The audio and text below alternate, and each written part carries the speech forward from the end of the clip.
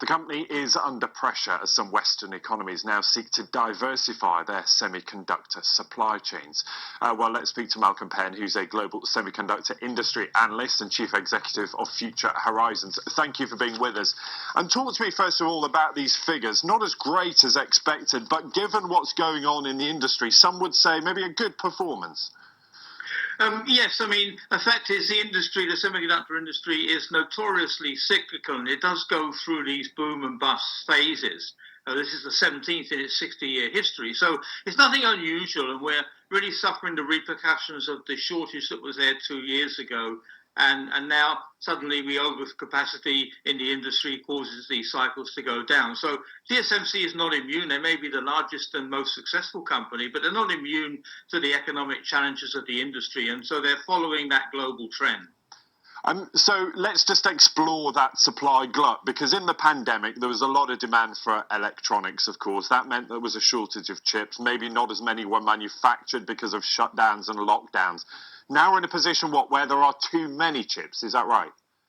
That's correct, because, I mean, it's very hard to balance supply and demand. And when you get a sudden surge in demand as a result of COVID, where everybody had to go out and buy new laptops and other electronic equipment, it causes an unexpected surge in demand, which the industry can't cope with. And it's a 2-year lead time to build a new factory. So it just takes a while for it to sort itself out. But once it does, we always overreact and build more capacity than we actually need, simply because it's hard to get that number balanced. So that one challenge in itself, and I touched on it in the introduction, a lot of economies around the world are saying we don't want to be so reliant on Asia to make our chips. We will do it ourselves. Easier said than done, of course, and that takes time to come online, but that is starting to deliver.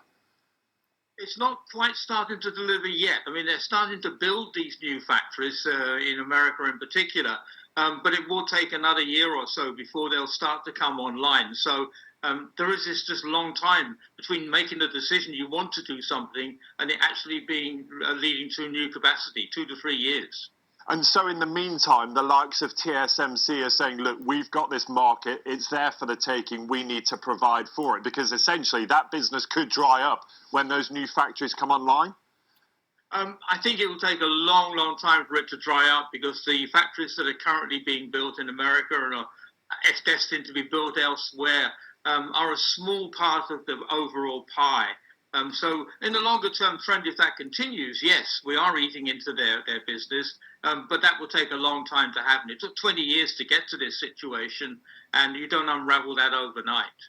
It's really interesting, isn't it? It's one of those industries we do take for granted. Malcolm, thank you for explaining that. Malcolm Penn, Chief Executive of Future Horizons.